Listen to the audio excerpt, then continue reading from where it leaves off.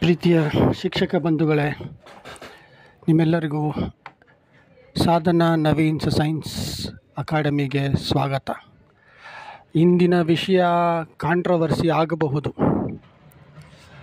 ಆದರೆ ನನ್ನ ಅನಿಸಿಕೆಯನ್ನು ನಾನು ಪರವಾಗಿಯೋ ವಿರೋಧವಾಗಿಯೋ ಮಾತಾಡುತ್ತೀನಿ ಎಂದು ಯಾರೂ ಅಂದುಕೊಳ್ಳಬಾರದು. ಇದು ನನ್ನ ಅನುಭವ ಮತ್ತು ನನ್ನ ಕಣ್ಣಿಗೆ ಕಂಡ ಸತ್ಯ, ನನಗೆ ಆದಂತಹ ಅನುಭವ ಸಹ. ನಾನು GPSTR ಎಕ್ಸಾಮ್ ಬರೆದಾಗ ನನ್ನ ರ್ಯಾಂಕಿಂಗ್ 113 ಆಗಿತ್ತು. ಆದರೆ ನನ್ನ CETಯ ಅಂಕಗಳು ನನ್ನನ್ನು ಆ ಜಿಲ್ಲೆಯ 3ನೇ ಸ್ಥಾನಕ್ಕೆ ತೆಗೆದುಕೊಂಡು ಹೋಗುವಷ್ಟು CET ಅಂಕಗಳಾಗಿತ್ತು. ಆದರೆ ಈ ಬ್ಯಾಕಪ್ ಸ್ಕೋರ್ ಎನ್ನುವ ಒಂದು ಭೂತ ಎಷ್ಟೋ ಜನರ ಬಾಳಿನಲ್ಲಿ ಆಟ ಆಡಿದೆ. ಆ ಬ್ಯಾಕಪ್ ಸ್ಕೋರಿಂದ ನಾನು 113ನೇ ರ್ಯಾಂಕಿಗೆ ಬಂದಿದ್ದೆ. 3ನೇ ರ್ಯಾಂಕ್ ಆಗುವ ವಿದ್ಯಾರ್ಥಿ 113ನೇ ರ್ಯಾಂಕಿಗೆ ಬಂದಿದ್ದೆ ಎಂದರೆ ಅರ್ಥ ಮಾಡಿಕೊಳ್ಳಿ, ಇತ್ತೀಚಿನ ಕರೋನಾದಿಂದ ಎಷ್ಟೋ ಜನ ಪ್ರತಿಭಾವಂತ ವಿದ್ಯಾರ್ಥಿಗಳು CETಯಲ್ಲಿ ತುಂಬ ಚೆನ್ನಾಗಿ ಮಾಡಿ ಬ್ಯಾಕಪ್ ಅಂಕಗಳಿಂದ ತಮ್ಮ ಕೆಲಸಗಳನ್ನು ಕಳೆದುಕೊಂಡಿದ್ದಾರೆ. ಅಂದರೆ ಇದು ಆ ಪ್ರತಿಭಾವಂತ ಬುದ್ಧಿವಂತ ಕಷ್ಟಪಡುವ ವಿದ್ಯಾರ್ಥಿಗಳಿಗೆ ಆಗುವ ಮೋಸವಲ್ಲವೇ? ನೀವೇ ಯಾವುದಾದರೂ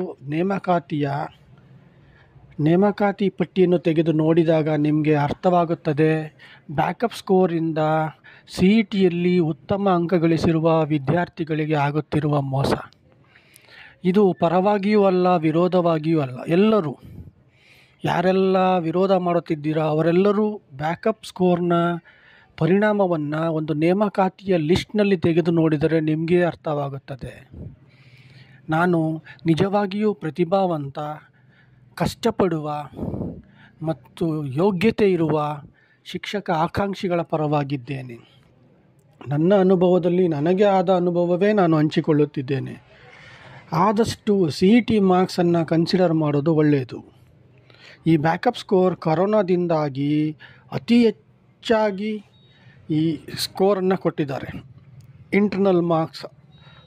ಇಂಟರ್ನಲ್ ಮಾರ್ಕ್ಸ್ ಅನ್ನುವುದು ಅತಿ ಹೆಚ್ಚಾಗಿ ಕೊಟ್ಟಿರೋದ್ರಿಂದ ಅವರ ಬ್ಯಾಕಪ್ ಸ್ಕೋರ್ಗಳು ತುಂಬ ಚೆನ್ನಾಗಿದೆ. ಸ್ವಲ್ಪ ಕಷ್ಟಪಟ್ಟರೆ ಸಾಕು, ಅವರು ನೇಮಕಾತಿಯಲ್ಲಿ ಆಯ್ಕೆಯಾಗುವ ಸನ್ನಿವೇಶಗಳು ಅತಿ ಹೆಚ್ಚಿದೆ. ಆದರೆ ಹಳೆಯ ವಿದ್ಯಾರ್ಥಿಗಳು ಪ್ರತಿಭಾನ್ವಿತರಾಗಿದ್ದರೂ ಅವರ ಬ್ಯಾಕಪ್ ಸ್ಕೋರ್ಗಳು ತುಂಬ ಕಡಿಮೆ ಇದೆ. ಅವರಿಗೆ ನಿಜವಾಗಿಯೂ ಮೋಸವಾಗುತ್ತಿದೆ. ನಾನು ಸರ್ಕಾರಕ್ಕೂ ಹೇಳುತ್ತಿದ್ದೇನೆ ಮತ್ತು ನನ್ನ ಎಲ್ಲ ಶಿಕ್ಷಕ ಮಿತ್ರರಿಗೂ ಹೇಳುತ್ತಿದ್ದೇನೆ, ದಯವಿಟ್ಟು CET ಮಾರ್ಕ್ಸನ್ನು ಕನ್ಸಿಡರ್ ಮಾಡಿ. ಅವರು ತೆಗೆದ ಮಾರ್ಕ್ಸಿನ ಅನುಸಾರವಾಗಿ ಅವರಿಗೆ ಕೆಲಸಕ್ಕೆ ನೇಮಕಾತಿ ಪತ್ರವನ್ನು ಕೊಡುವುದು ತುಂಬ ಉತ್ತಮ. ಇದು ವಿದ್ಯಾರ್ಥಿಗಳಿಗೂ ಉತ್ತಮ, ಶಿಕ್ಷಕರಿಗೂ ಉತ್ತಮ, ಶಿಕ್ಷಣದ ಗುಣಮಟ್ಟವೂ ಹೆಚ್ಚುತ್ತದೆ. ಈ ಮಾಹಿತಿ ನಿಮಗೆ ನೋವಾಗಿದ್ದರೆ ಕ್ಷಮಿಸಿ, ಇಷ್ಟವಾಗಿದ್ದರೆ ಪ್ರೋತ್ಸಾಹಿಸಿ. ಇಬ್ಬರೂ ನನ್ನನ್ನು ಸಬ್ಸ್ಕ್ರೈಬ್ ಮಾಡುವ ಮೂಲಕ ಬೆಳೆಸಿ, ನನ್ನ ಚಾನಲನ್ನು ಉಳಿಸಿ ಬೆಳೆಸಿ. ನಿಮಗೆ ಈ ಚಾನಲ್ನ ಮಾಹಿತಿ ಇಷ್ಟವಾಗಿದ್ದರೆ ಸಬ್ಸ್ಕ್ರೈಬ್ ಮಾಡಿ, ಶೇರ್ ಮಾಡಿ, ಲೈಕ್ ಮಾಡಿ. ಧನ್ಯವಾದಗಳು.